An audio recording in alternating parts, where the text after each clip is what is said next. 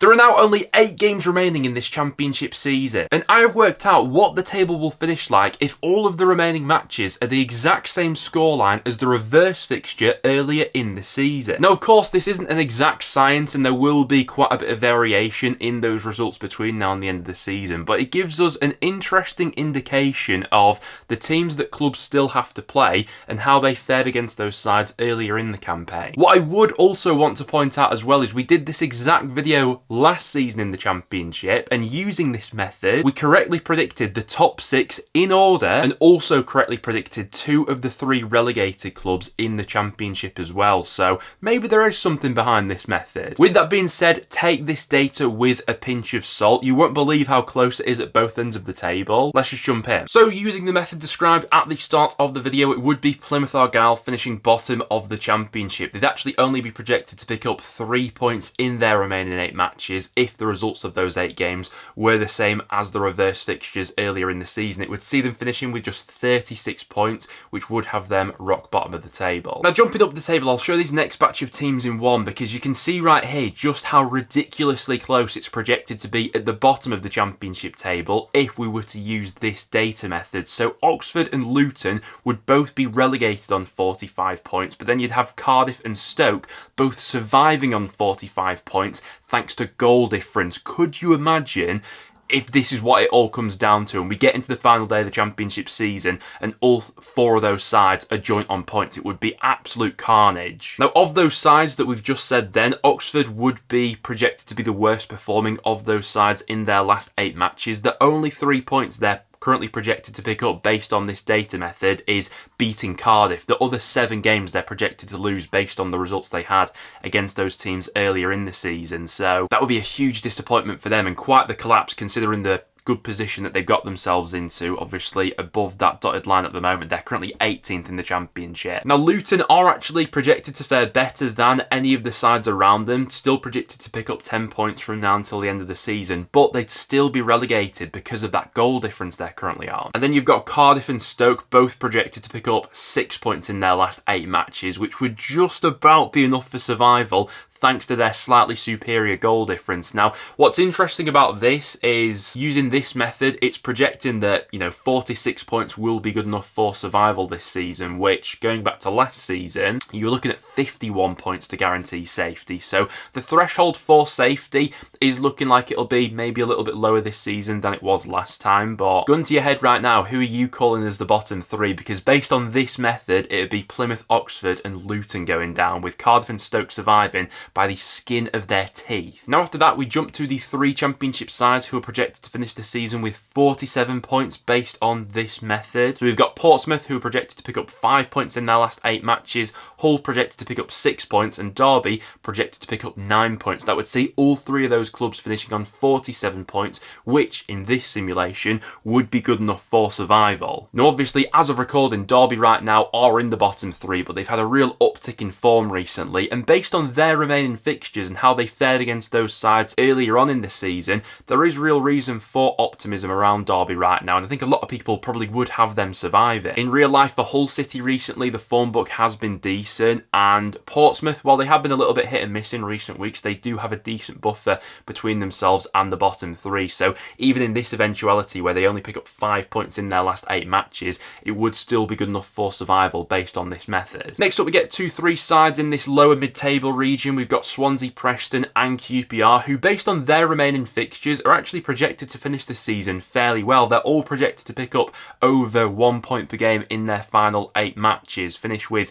56, 57 and 58 points. Now, what does make this data method fall down a little bit, and I certainly think it applies to the likes of Swansea, Preston and QPR, is in those final few weeks of the season, we're definitely going to be seeing a few of these sides on the beach, as it were. And if that is the case, I wouldn't be totally surprised that we may get a bit of a drop-off from those sort of clubs in the final few weeks of the season. But based on their remaining matches and how they fared against those sides earlier in the campaign, they're all projected to finish the season fairly solidly. Projected to finish the season in 13th place, we've got Norwich. That would be a really disappointing finish for them. It is currently where they are in the league table right now. They're projected to pick up 9 points in their last 8 matches, which definitely wouldn't be good enough to secure a place in the top 6. We'd only see them finishing with 58 points. It does feel like in the weeks leading up to this international break, their top 6 hopes have been blown up really with this bad run of form that they have been on recently. And looking at their final 8 matches, it's not an easy run to the end of the season for the Canaries either. They've still got to play the likes of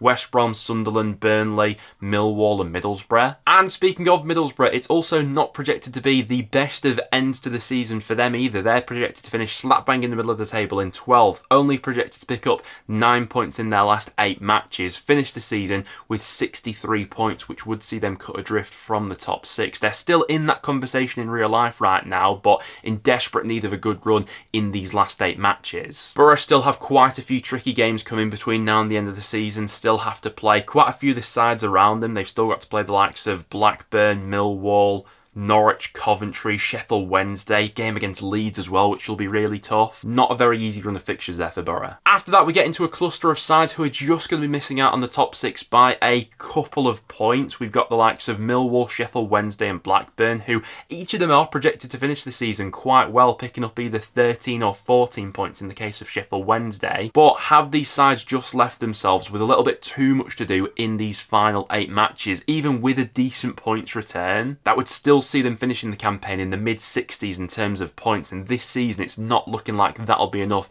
to get you over the line and into the top 6. And this is where the league table does get a little bit funky, because both Bristol City and West Brom are projected to fall short of the playoffs based on this data model of each team's remaining fixtures and how they fared against them earlier in the campaign. Both teams only marginally predicted to pick up over 1 point per game in those final 8 matches. It would see Bristol City finishing the season on 66 points, West Brom on 67, and that wouldn't be enough to secure a place in the top 6. Now, in real life, I think a lot of people are talking about that final playoff spot almost like it is a straight shootout between West Brom and Bristol City. I think at this point, those two clubs seem like the most likely to finish in that position. But based on their remaining fixtures, there could be a bit of a regression in these final 8 matches. Bristol City only projected to pick up 9 points in their last 8 games. That will be a real disappointment for them, given the position they're currently in and the run of form as well. It is worth stressing Bristol City do have a tough run of games, though, between now and the end of the season. They still have to play the likes of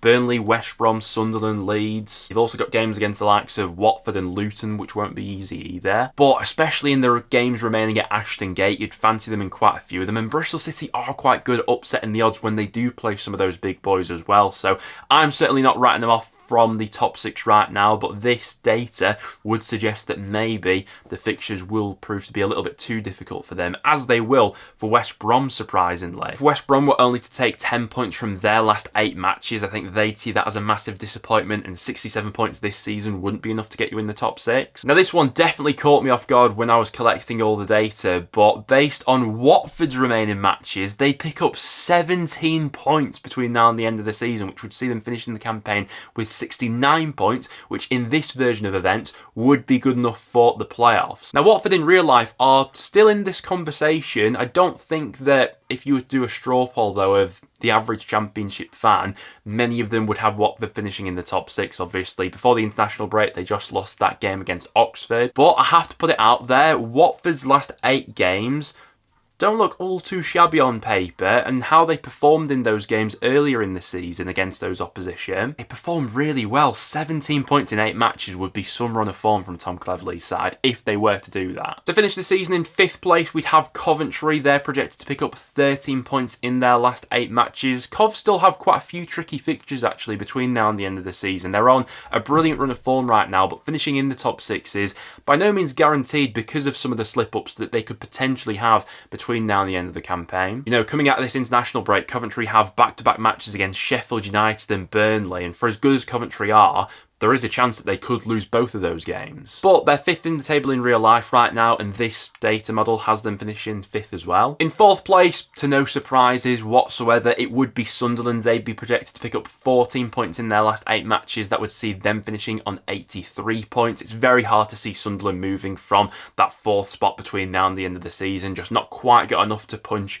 the ceiling above them, but they've got a very decent barrier on the teams below them. But as we head into the automatic promotion race, this is where we get into the really big points tallies, and it would be Burnley just projected to fall short of the top 2. They pick up 17 points in their last 8 matches, would finish the season with 95 points, but in this version of events, that would not be good enough for automatic promotion. It's also worth saying as well, this is on the assumption that Burnley beat Sheffield United when they faced them at Turf Moor, as obviously Burnley did win the reverse fixture earlier in the season as well. But even with that, there could just be a few too many draws that end up costing Scott Parker's side. And that's because finishing in second place, it would be Chris Wilder's Sheffield United, projected to pick up 19 points in their last 8 matches. And even despite losing that game against Burnley, would still see them getting over Scott Parker's side in the league table and finishing with 99 points. And then to top it all off, at the top of the league table, it would be Leeds United, projected to pick up 20 points in their last 8 remaining matches. So Leeds would only be projected to drop 4 points in their last 8 games.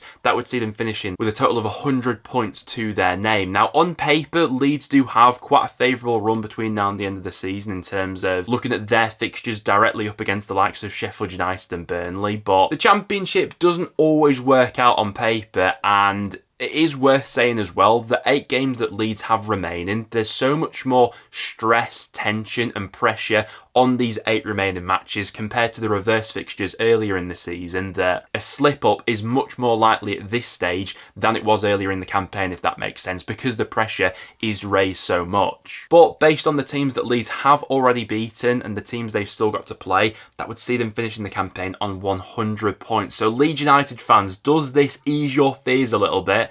Let me know down below. But there you guys have it. That will wrap it up for today's video. Just for a little bit of fun, do take this one with a pinch of salt. I'm not saying this is how the Championship table is going to finish or anything like that, but it is an interesting experiment to run. And like I said at the start of the video, when we did this last season, we correctly predicted the top 6 of the Championship in order and also got 2 of the 3 relegated sides bang on as well, so it is worth taking into consideration. Other than that though guys, thank you very much for tuning in. If you did go on to enjoy, make sure to drop a like and I'll see you all in the next one.